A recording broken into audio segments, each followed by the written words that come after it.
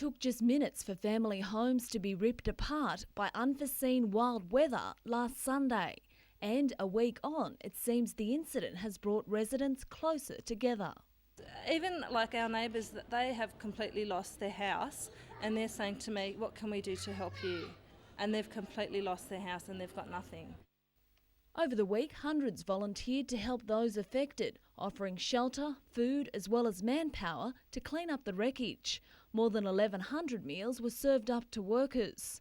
Today at the Christian Outreach Centre, the clean-up effort was praised and prayers were said for families still picking up the pieces. A lot of people ask the question, why does God allow these things to happen?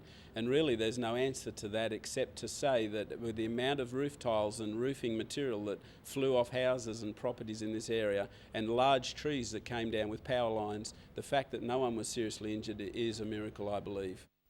The Falconers were one family who had no choice but to leave their home.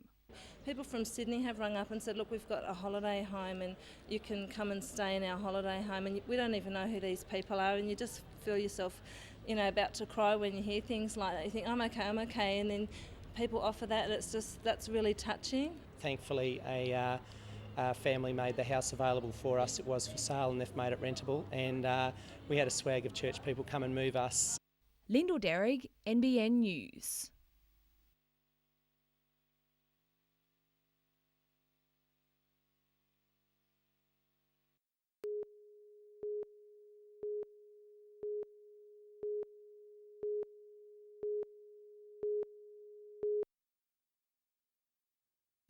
The female charity worker was forced to lie on the ground while the robber raided the cash register of the Mayfield op shop. It really reflects, the desperate nature of our society when somebody would look at a soft target like a mission op shop.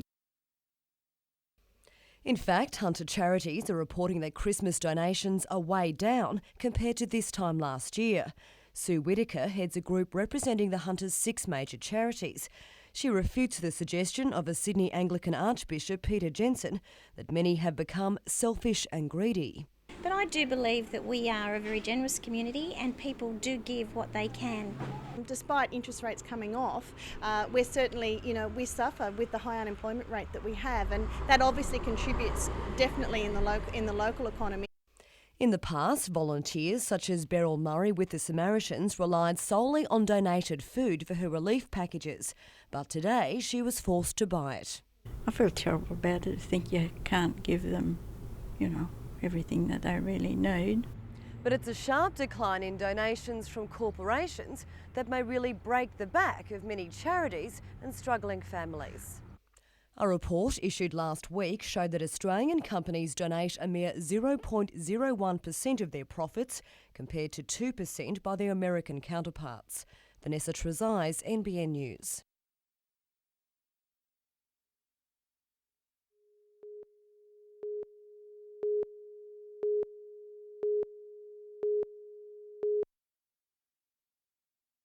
The latest chapter of United's success story was written last night at Bob Janes Stadium as Mark Wilson laid the foundation for the fast Fijian Asala Massi.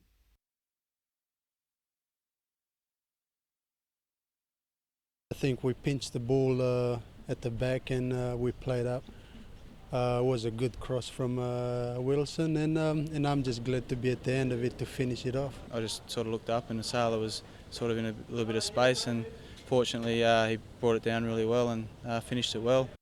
The boys flew into Williamtown this afternoon, still on a high after their history-making win, the first win against South Melbourne in Victoria by a Newcastle squad. If you would have told us after 8 rounds we're lying second, we would have probably have to pinch ourselves. But we're doing well. We're just taking each game as it comes, and the boys have, to their credit, have done everything we've asked of them. They work for each other extremely well, and they don't know how to give up. And so much credit must go to them. United plays Marconi at Bosley Park next Saturday, and the coaching staff is drawing inspiration from all angles. Ian Crook has read them all, and I've started now. I'm on my second book and I can't put the bloody thing down. Paul Lobb, NBN News.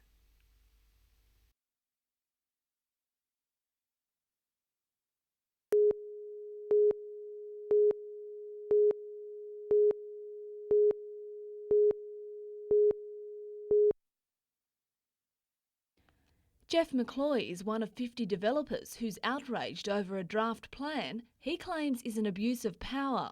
It means that anyone that owns anything out there, council can come along and zone it whatever it likes with no compensation to that individual. So it affects everyone in this city.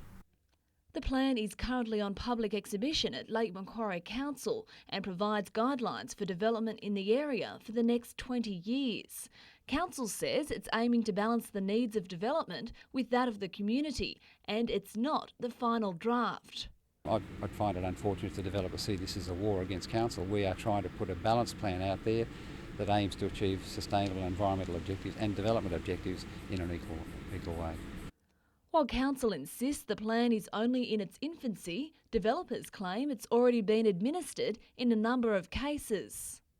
Developers have also argued because of the restrictions in the plan, the cost of housing and land in Lake Macquarie will rise to a level that's simply unaffordable. Mr McCloy says developers also won't hesitate in trying to gain compensation for land which has been rezoned and will go to the High Court if necessary. The plan's on display until the 15th of February. Lyndall Derrick, NBN News.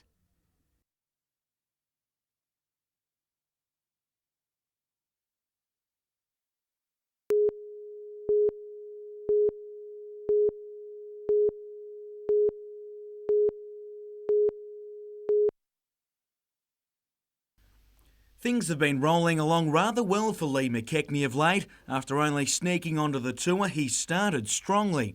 A 7th at the Australian PGA was followed by a fighting top 20 finish at the Australian Open at the weekend, which has set the 28-year-old up for a great summer. I see the guys in front of me, Norman, Allenby, Parry, just gave me that incentive to try and beat them, I guess. Now based at Belmont, his good ranking should help earn him invitations to some big money events later this year, while he's a certain starter for the New Zealand Open, where the world's best will be. Definitely, Tiger's over there for that, so it'd be good to go and just be around him. I haven't had the chance to be anywhere near him in the past, but hopefully, put a couple of good rounds together, can play with him. The good news continues for Newcastle teenager James Nitties. After the 19-year-old finished the equal best amateur at the Open, he's been selected to represent New South Wales at the New Zealand Under-23s Championships. And at Cessnock's Cypress Lakes Resort course today, the country's #1 female amateur, Carly Butler, was helping out players in this year's Sydney Breast Cancer Foundation Day. Very nice. Players were queuing up to get her to tee off, while all donations for her handiwork goes towards research into the disease. And with around 160 taking part, officials expect to raise more than $70,000 from the day.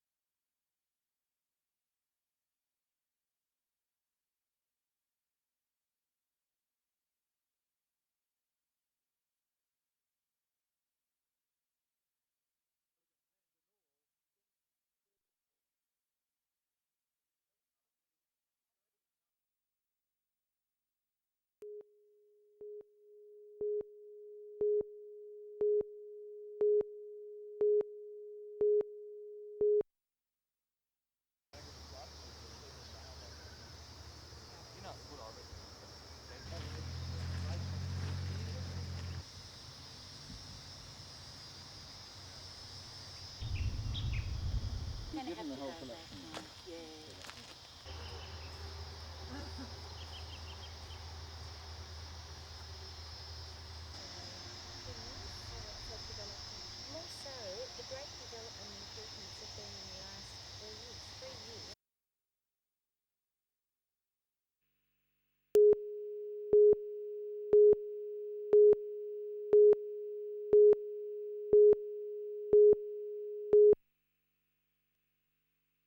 Firearms, fraud and drug possession led to Trevor Fing going to prison in 1996. While inside, the chopper pilot and qualified private eye began writing a novel.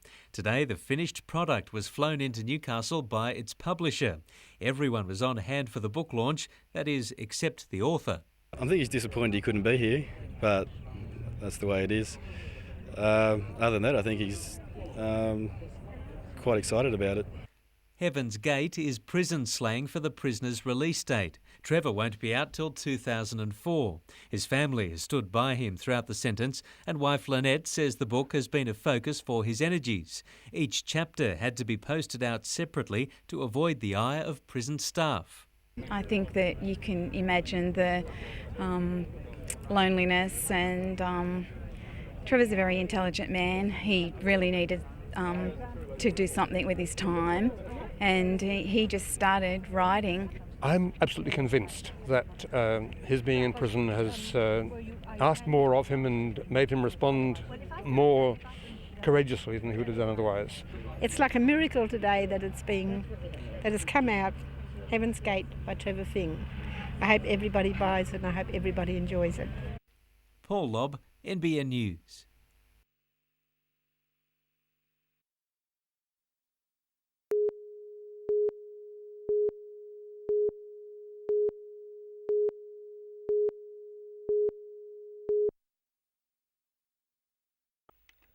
A manhunt was underway in the Upper Hunter today after a drama that unfolded at Murrurundi last night. It began when police pulled over a suspected stolen car and were questioning the two occupants when one of the men broke away and made a run for it. After taking the other man into custody, police were tipped off about the runaway's movements. He was intercepted after hitching a ride in a truck, but any thoughts of a smooth arrest were quickly abandoned. A couple of police were rather badly bashed, and the police vehicle up there was stolen. In actual fact, one of the officers had the vehicle driven over him at the time. The man then led police on a chase through paddocks northwest of Denman, before crashing the car and fleeing into the night along the banks of a creek. Following an unsuccessful search in outlying bushland overnight, police were called to nearby Denman at midday for a possible sighting of the suspect in a local hotel. Just standing behind the door, looked a bit shifty, said hello, just said he was having a poke around. The fresh sightings of the wanted man prompted police to bring in sniffer dogs, motorbikes and helicopters to assist. 2 more sightings followed this afternoon. We believe he may be trying to make his way back to Newcastle, so we're asking people to be on the lookout. A tip-off led police to an arrest at Raymond Terrace a short time ago. The man has since been transported to Maitland, where he'll remain overnight before he appears in court tomorrow. Steve Mount, NBN News.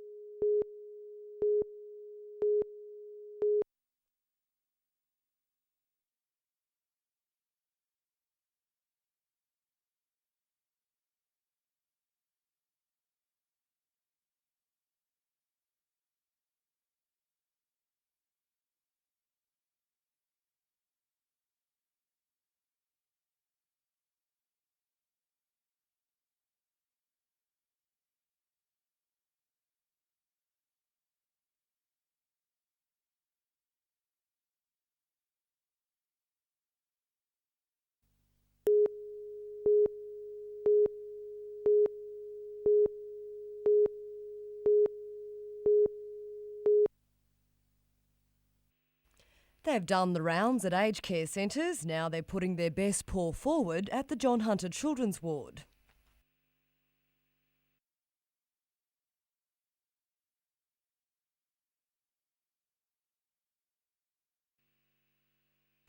Five-year-old Sarah Grant has been hospitalised for 2 weeks with meningitis.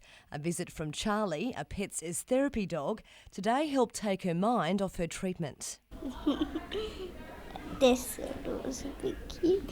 It was the first time she smiled since we've been down here. Charlie, outfitted in a splendid tutu, was then on her way, and it was Anzac's turn to catch up with 11-year-old Justin Nourish. It was better than sitting in a room all day doing nothing. The dogs and their owners will visit sick children 3 days a week. It breaks the monotony of the hospital routine. It gives them something to look forward to. The caring canines have even been given special ID tags after undergoing rigorous health tests and specialised training. If a child shows fear, he will tend probably to back off, and for a small person he'll lie down on the ground to get down to their level. So it seems the combination of children and animals can be a success. Vanessa Trezise, NBN News.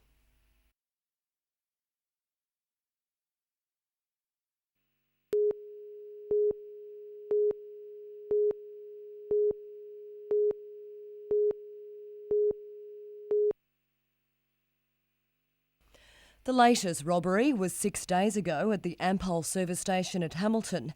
A man wearing a khaki jacket entered the station to check if the female attendant was alone. 5 minutes later he returned.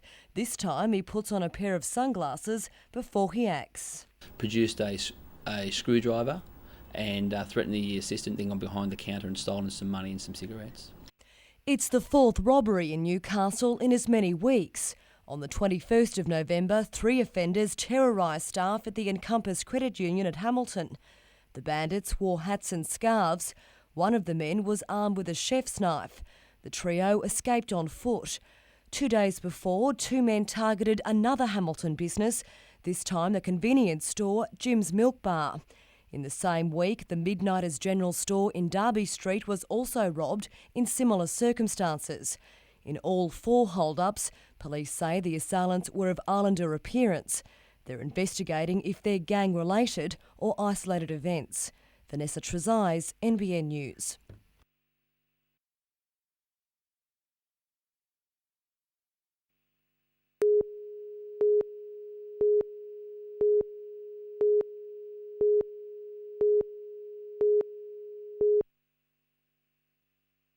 While it's not Newcastle's most attractive landmark, Latek House could end up being the city's most pricey real estate. Its top-floor penthouse has just fetched $1.45 million after the 4-bedroom suite sold to a Sydney investor. We're just over the moon. We've sold 28 off the plan, and it's very exciting for the West End and for Newcastle. The record price tag sets an interesting benchmark for the inner city market, which is fast becoming flooded with developments like the Beckton Hotel at Honeysuckle. Everyone's moving back into the city. They're all excited about it. It's going to change the face of the city. And while the suburbs are still good, there's just a lot of people want to come into the apartments in town. Promising news on the industrial front too, with the state government also backing Aussteel's West Australian iron ore mine and processing plan. And local Aussteel representatives say it's a crucial development for the Newcastle mill, which will rely on iron ore deposits from the Western Australian facility. The next step for the local mill is the release of the Environment Impact Statement, not due till February. Helen Kapelos, NBN News.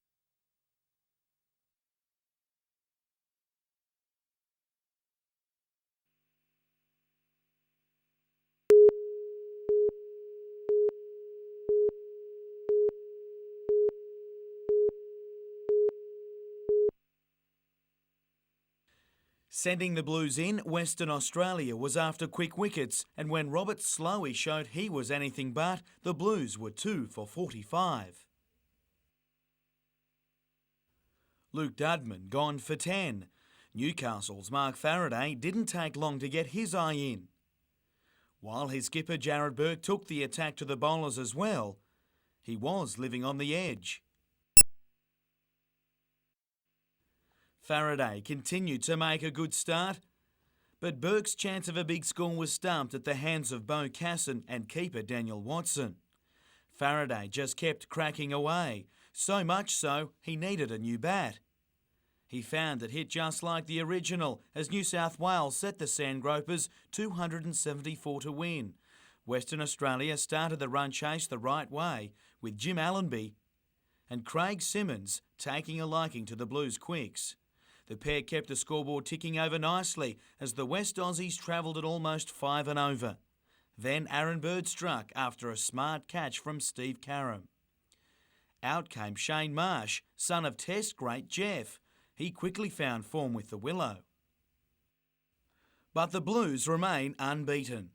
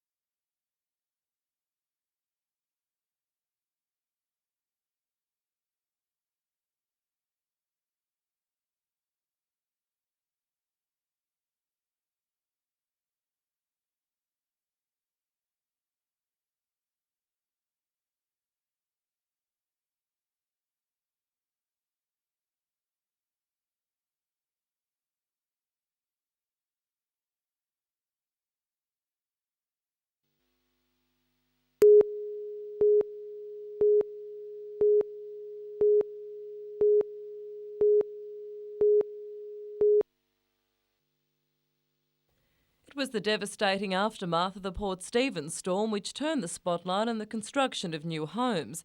But one new industry reform is making sure the overall building inspection process is a lot tougher and subject to stricter audits. Builders can either be self-certified, which means they appoint a private inspector to approve their work, or use council to do the same job. The private certifying market has been in for a little while now. It is used by some people very successfully, principally with complying developments, very straightforward projects. But many people, many builders in this area still prefer to go through the council system. One building company which swears by the council inspection process is Hunter Coast Homes. We just believe the councils are as good a way of any of certifying the works, and we've had no trouble with them and believe it's a good way to go. Voted New South Wales Builder of the Year, the local firm says it makes sure their work is best practice. Well, I think it keeps us in check too. Make sure that we don't, do anything wrong as such, and keep our standard to a good level. The NBA says the choice between a private certifier and using council certifiers is horses for courses, as long as the end result achieves a high standard of building practices across the board. Helen Kapelos, NBN News.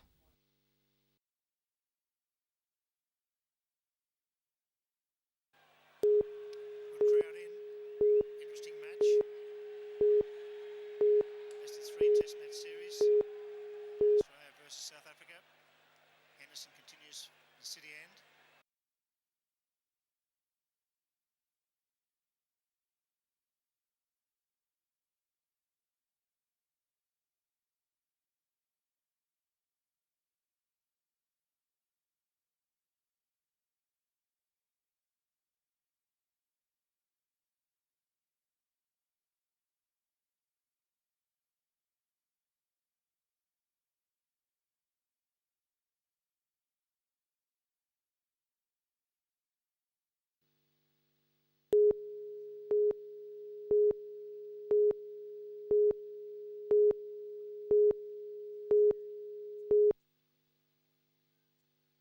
Since it was built, the facility was called the International Sports Centre, but in the age of naming rights sponsorship, the football and soccer venue had been known as Marathon Stadium. Today, the ageing site became Energy Australia Stadium. The $1.5 million deal involves both the Knights and the ISC Trust and stretches for 5 years with a 5-year option. It'll take a long time. It's a bit of a mouthful too, actually. It'll probably take 10 years to change the name. A major redevelopment of the site is what everyone wants, and the ISC Trust is close to presenting the state government with its proposal for a 25,000-seat stadium. Because we have some facilities here, we can get the costing back below $50 million, which is the government's objective, and we believe that we're close to that objective. It'll take private as well as public money. Energy Australia hopes its commitment is just the start of things to come. I think Newcastle is a very attractive place to invest, and by taking some leadership role on the business side, we can get business lined up with us. We're close. We're close. Yeah. And as soon as we've got news, you'll hear about it. Jim Callanan, NBN News.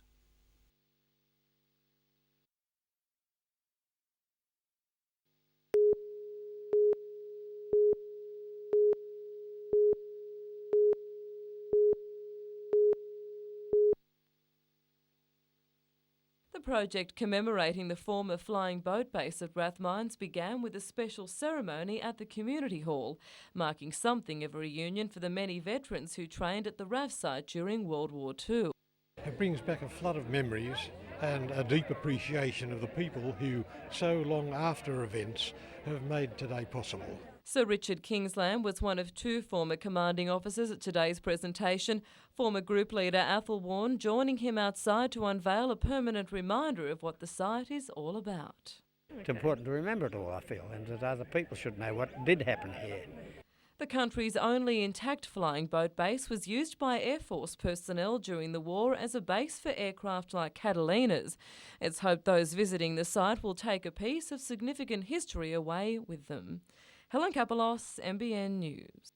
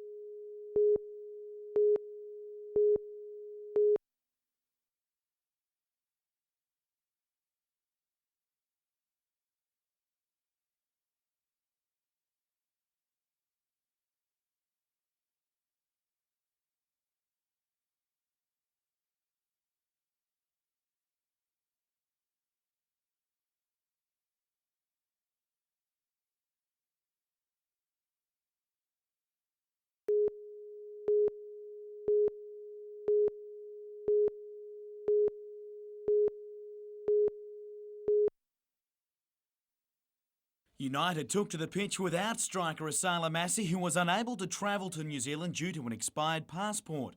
An embarrassing gaffe for the footballer and his club. These things shouldn't happen, and as far as I was concerned, there'll be no repeats. Playing at their home isn't necessarily a good thing for the Football Kings, who haven't won a game in Auckland this season. Joel Griffiths almost had them down by one in the first 6 minutes. The United striker was down not long after when a Kings defender didn't miss. When they switched targets, the ball just didn't find the right spot for the Kings. Captain of the New Zealand national side, United defender Chris Zoricic was very much on the attack, while one-time Kings player Robbie Middleby went even closer a few minutes later. With Massey back home, the new strike pairing of Griffiths and Travis Dodds didn't let anyone down as Newcastle grabbed the first just before half-time.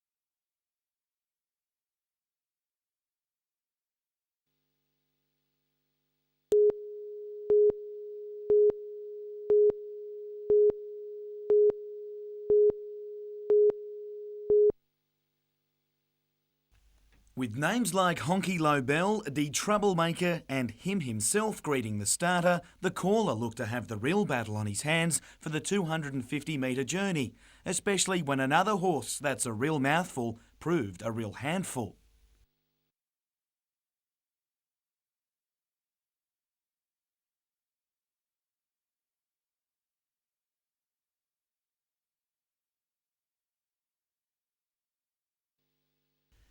It was a little easier for callers at the Speedway, where the only problems seemed to be on the Tomago circuit. Oh, cannons hit the wall!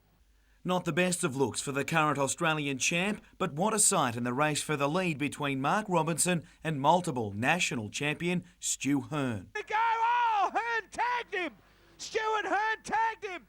They go wheel to wheel down the back straightaway.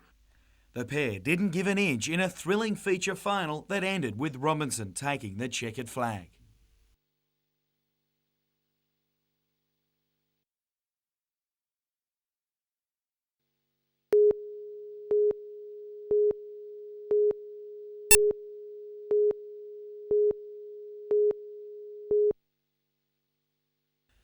Given an early recall after the late withdrawal of Asala Massey, Daniel McBreen made the most of it, somehow squeezing home the equaliser when all looked lost against the Kings.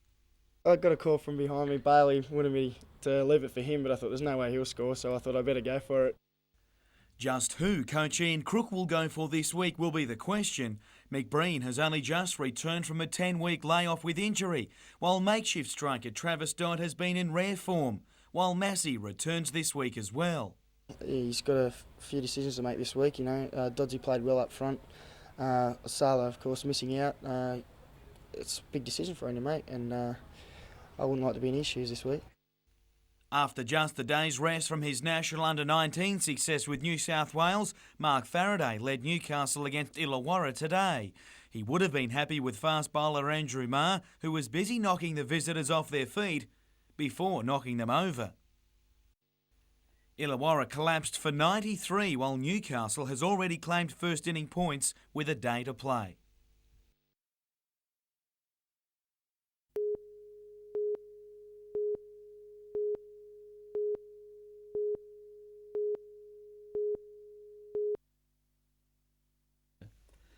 At just 18, Aaron Bird is the first North Coast player to gain Australian selection since Adam Gilchrist in the early 90s, and he's still coming to terms with it. Still can't believe it actually yet. It was a real surprise when they called my name out to go up, and a great feeling, yeah. An opening bowler, Bird was a strong performer in the recent Under-19 Australian Cricket Championships, but says his selection follows months of dedication. This sort of started back in May, training with the New South Wales side. Over those months we just trained probably 3 times a month, and a lot of hard work went into it, yeah. Bird will join the Australian squad early in the new year, travelling to New Zealand to compete in the Under-19 World Cup, and he is keen to impress. Firstly, to do well for Australia at the World Cup, and secondly, finish off the season with North Sydney, who I'm playing with in Sydney, and hopefully finish off with a semi-final and maybe a final with them, yeah. And what of the future? Every cricketer's dream really is to go all the way, and I'm no different. I want to go all the way, play for Australia.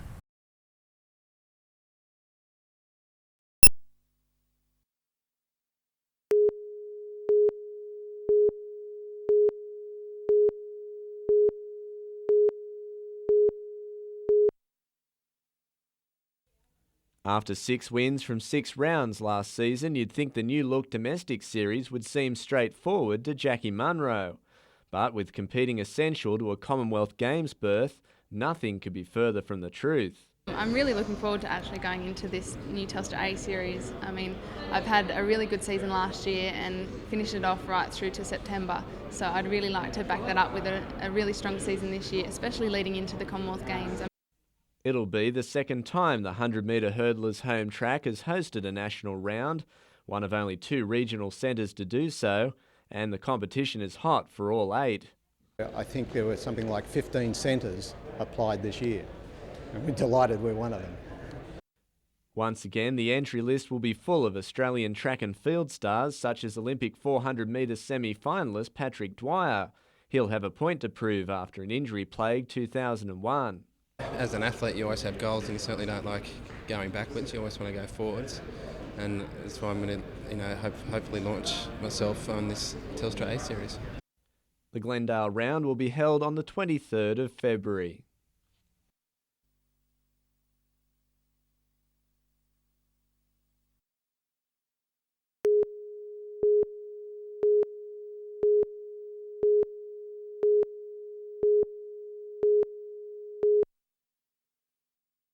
It was a great day at the beach today, and the golden sands of Nobby's were in top condition, thanks to this construction of concrete, rock and sand in the park opposite. It actually takes dirty water from the car park at Nobby's and off Nobby's Road and makes it clean and then makes it disappear.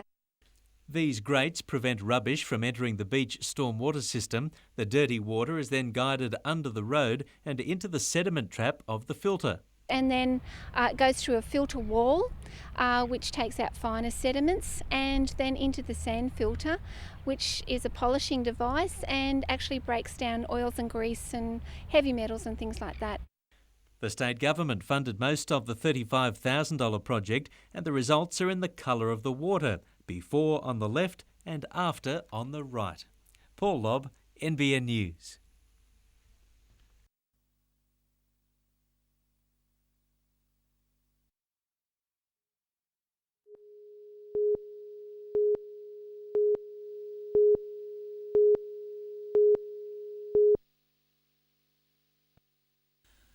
After tackling the redhead sandhills, there were some red faces that made it back up the beach, and a number of new ones. Yeah, it seems to get younger every year, and I'm getting older. So, but I think that's just how the club's evolving at the moment. We've got a lot of good young kids that are coming through.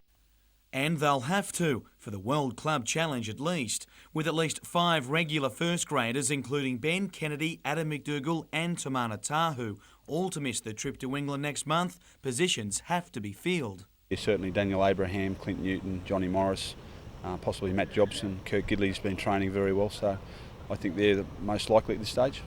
Besides the injury problems, the 3-week lead up to the World Club Challenge is hardly ideal, not to mention the English weather, but the Knights won't be treating it as a trial match. And even Andrew Johns, Danny Badouris, Matt Gidley, who have come back from England, they were talking about going back there as soon as they got home, so they're looking at it pretty seriously. The squad resumes training on January 7.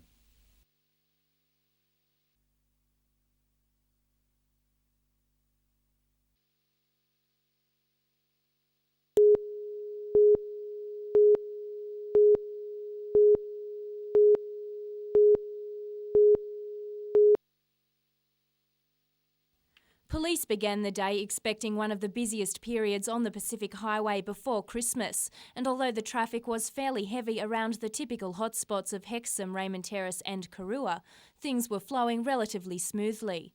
Karua is a bit of a problem, but the traffic is moving quite freely through there. There is a slight delay getting through the town, but it's moving quite well. Police RBT units have carried out 900 breath tests, with one partygoer alleged to have registered 5 times the legal limit. But in comparison to last year, police say so far the statistics are looking positive, with 50 speeding tickets issued in the region since yesterday afternoon, compared to 118 last year. Drive to the speed limits, which is quite obviously what's occurring at the moment, whereas only 50 people have been detected speeding, which is way down on last year, and that's excellent. And police have stepped up their presence with Newcastle, Waratah and Lake Macquarie Highway patrols, all targeting the Pacific Highway and Nelson Bay Road. Although the results for the first day of Operation Safe Arrival are good, police are urging drivers to slow down. Jane Goldsmith, NBN News.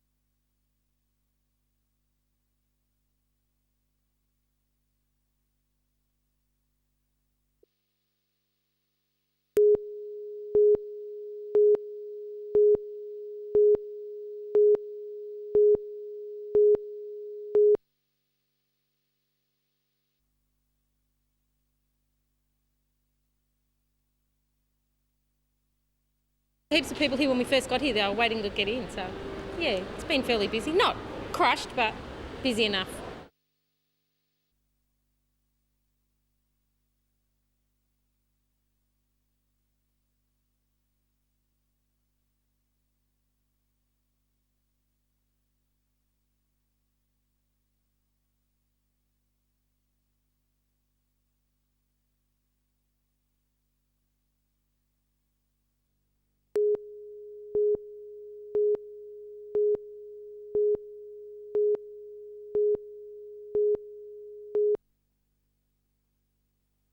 Members of the Antes family say their future's tied up in this 5-acre block at Gardens Suburb, but they are now being told Lake Macquarie Council's new draft local environment plan includes a proposal for their nest egg to be rezoned from residential to environmental living, and they're furious. How can council tell people that own land what to do with their own land? Like this, we've paid rates on it for 45 years, and all of a sudden they can come up and this is our gold mine, this is our financial future, and they've just taken it away. The rezoning means the family's hopes of subdividing it into residential blocks will be dashed. There's no more buildings to be put on the property. I can't even put a sign there to sort of pay for the land, to like an advertising sign or anything. Council says it's championing environmental concerns. We've got problems in Lake Macquarie with the sediment running off into the lake. We're trying to design a plan that protects the lake, and that will result in some zonings changing. The draft plan is on exhibition at Lake Macquarie Council, and concerned residents and developers have until February 15 to make submissions. Most people don't understand the ramifications of the draft LEP. Jane Goldsmith, NBN News.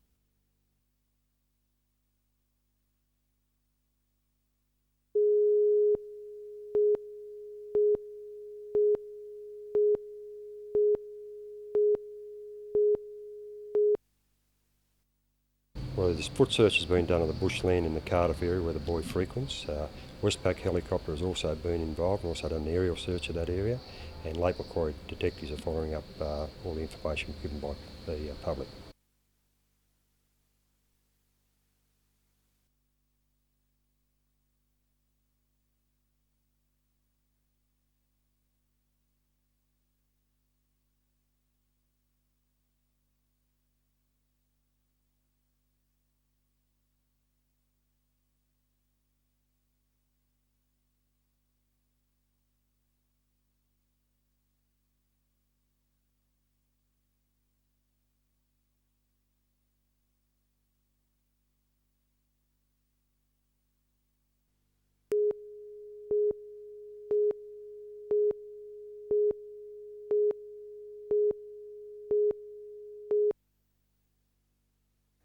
It's traditionally the busiest time of year, streets filled with people, cafes overflowing and bumper-to-bumper traffic. And for thousands of tourists, Port Stephens is their annual place to get away from it all. Mostly, I think, probably from Sydney, and there's also, I think, a lot of international visitors this year as well. At Nelson Bay, the Visitor Information Centre is stretched to the limit, and it's just as busy for tour operators. There's a lot of people are really keen to see the dolphins, and then we've had a lot of inquiries on fishing trips as well. And just what are they coming to see? Once I saw the koalas, I felt like my trip's complete. We wanted to see the dolphin, and we went to see the dolphin watch, but we couldn't see the dolphins. But for some, sightseeing is not their first priority. I'm just kind of worried about my accommodation because we made the decision at the last minute. Yeah, so we haven't got any place to stay. Port Stephens Tourism says while the accommodation is not fully booked out, there's only limited places available. It's not clear if the region is experiencing more visitors than usual or if there's been any spin-offs from the increase in airfares. But operators say all signs are pointing towards a bumper tourist season.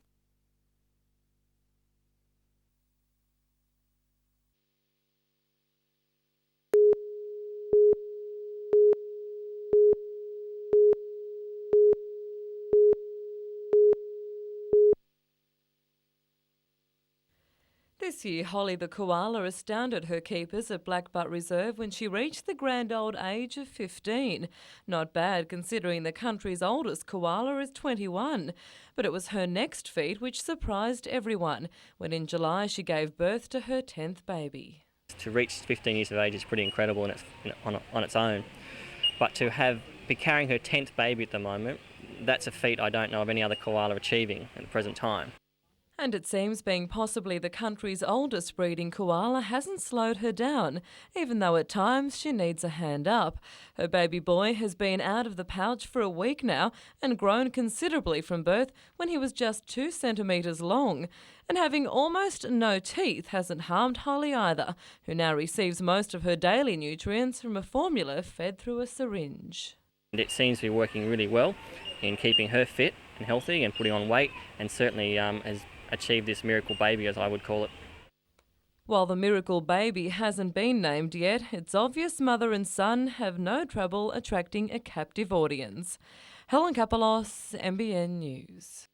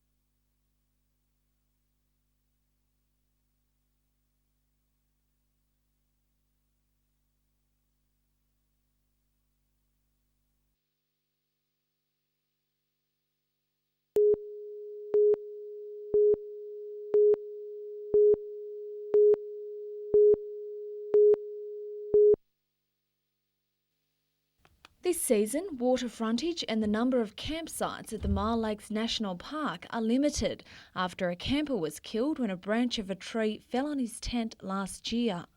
The National Parks and Wildlife Service has been criticised over the time it's taken to resolve the matter. Many campsites are still closed more than 12 months later.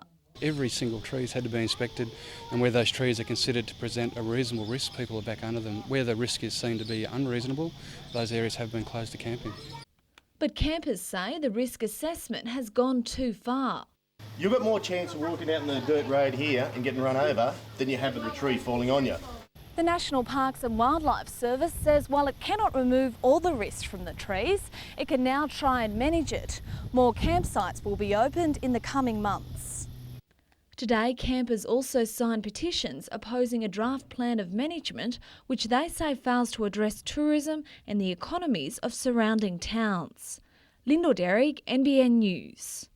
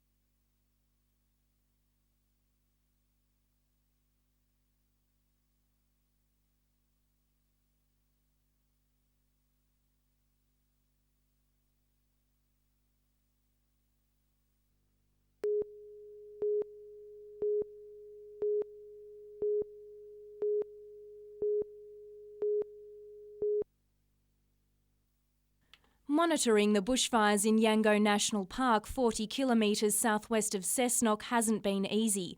The Rural Fire Service today resorting to a helicopter to keep an eye on the blaze. And even though the fire in this rugged, inaccessible country looks like it's miles from anywhere, tonight many homes could be placed at risk. And with the help of the strong winds, the bushfires in Yango National Park are expected to threaten properties in Laguna and Wallabadar. And according to the Rural Fire Brigade, evacuations in the area may be inevitable. There may be some isolated properties that we have some real problems with that we would recommend that people may look to leave there, but that will be a decision for the police. Unfortunately, due to the terrain, backburning is out of the question. Rather than introduce more fire and possibly accelerating the problem, we're watching the fire and just simply preparing the properties for the fire coming up. 1,300 hectares of the national park has already gone up in smoke, but now with the expected change in wind direction, firefighters are preparing for the worst. 300 extra officers are moving into the area tonight, many of those Queensland firefighters who have travelled for 16 hours to help out. And they'll work in the Hunter for the next 3 days. 120 firefighters and support staff are here now with 20 appliances from Queensland with support appliances and ambulances with them. Jane Goldsmith, NBN News.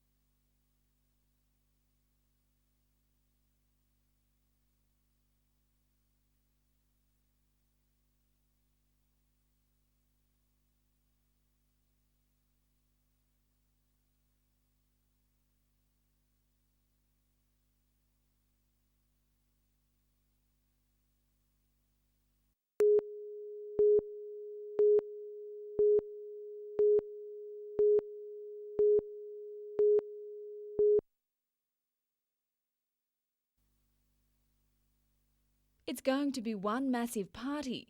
Tens of thousands of people are expected at Newcastle's foreshore, with a variety of concerts, functions and entertainment on offer to count down the final hours of the year. But getting there will be half the fun. Roads are closed east of the Queen's Wharf Brewery and virtually the entire East End will be shut off to traffic. So they won't be able to drive there, they'll have to park a little bit away from the area and be prepared to walk a little bit of a distance to the foreshore. Every available police officer will be working, enforcing alcohol-free zones along the foreshore and in town from Watt to Stewart Streets and between Hunter and King Streets. All the nightclub area and all that is going to be an alcohol-free zone, so people can't carry or consume alcohol on the streets in that area. Visibility is expected to be good for the Newcastle fireworks, which are now only held at 9 o'clock. The 15-minute display will be launched from Horseshoe Beach. Fireworks will also be held at Warners Bay at 9 and Swansea at 9 and midnight. At Port Stephens, 2 fireworks displays will be put on at Nelson Bay and Shoal Bay. Lyndall Derrick, NBN News.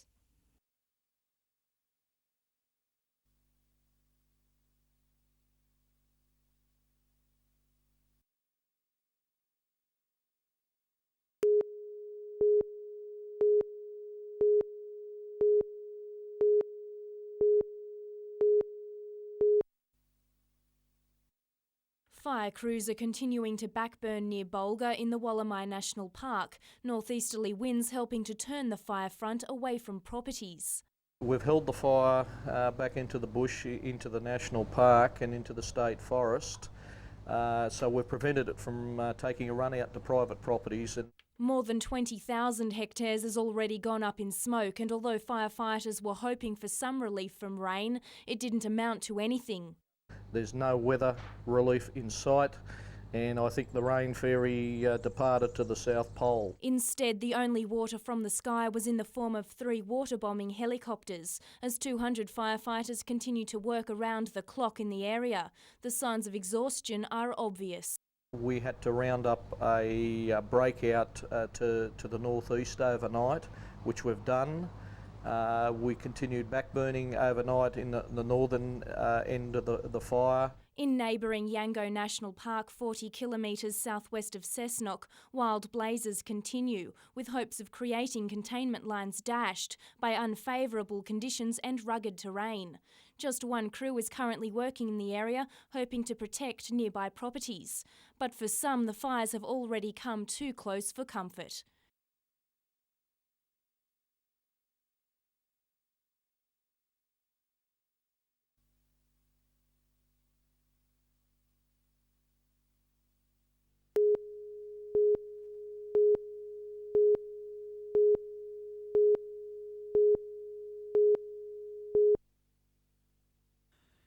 It was meant to be the perfect way to end a distinguished Newcastle representative cricket career, but for Murray Christie, the recent country final loss to Western wasn't the fairy tale finish.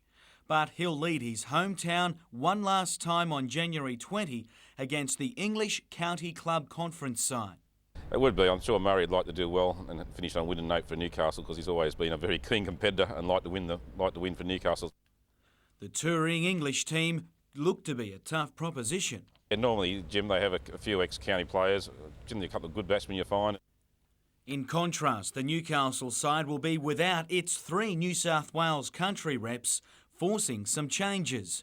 On paper, though, it's still a menacing lineup, with a trio making their debuts: Darren Whittingham, Mitchell Irwin and Cardiff Bullaroo batsman Jason Vero. Jason Vero will make his senior debut, and he scored 3 hundreds in grade cricket this year. He's breaking all the records out at Cardiff, and he's got a chance of breaking the Newcastle records for the most runs in grade cricket. The match will be played at Newcastle's #1 sports ground on January 20. Jim Callanan, NBN News.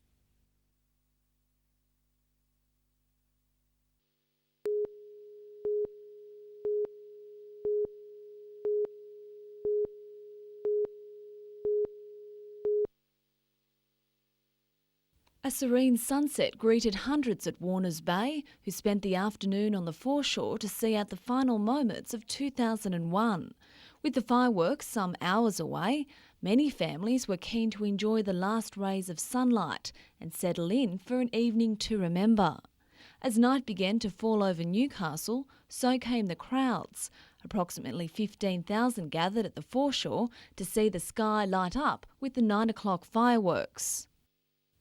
The colourful display kept all eyes glued to the sky, but once it was over, many left the foreshore for other venues. For some, it involved a Moulin Rouge-style celebration. For others, it was headbanging down at the Queen's Wharf Brewery.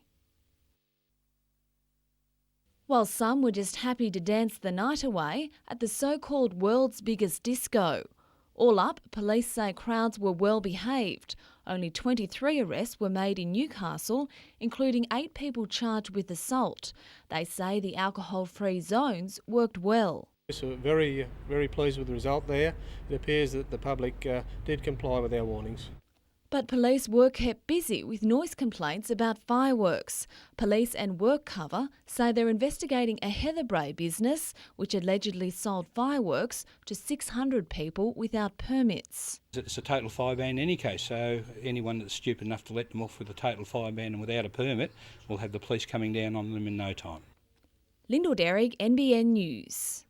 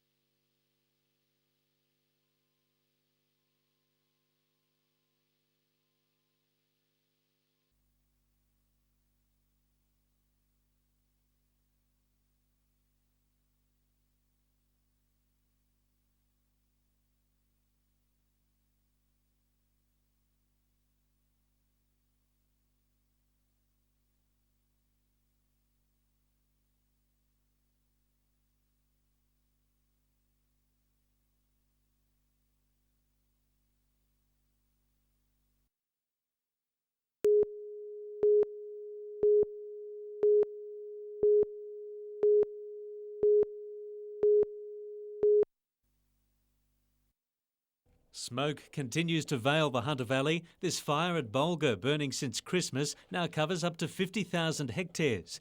At Bulga Fire Control, helicopters make constant sweeps over the fire front to track its progress. 200 personnel from New South Wales, Victoria and Western Australia are involved in fighting the blaze and planning the attack. Today, the weather brought some relief. Temperature 28.8, humidity 13.6. The weather and the wind have been quite calm, so we've been able to consolidate some boundaries and put in some backburning operations. 12 kilometres away in the village of Broke, locals have been gathering for regular updates. There'd been no significant movement either southwards or eastwards of the fire towards any populated area. John Lamb from the RFS has been holding these briefings daily at Bulga, Jerry's Plains and here at Broke, bringing the frightened communities closer together. So that the rumour mill dies down, they just get a loud, clear message from us, what's happening right now. It's what we need. It sort of gives us a little bit of confidence for the next day, to get through the next day, and we'll probably come back here tomorrow and have a bit of a chat. And I think everybody's scared at this time because you just don't know what it's going to do. It's frightening. You've got no idea. It's just horrible. I've never been in this situation before, but I don't want to do it again. This community, like most, knows that pulling together is the only way to make it through the bushfire threat. Paul Lobb, NBN News.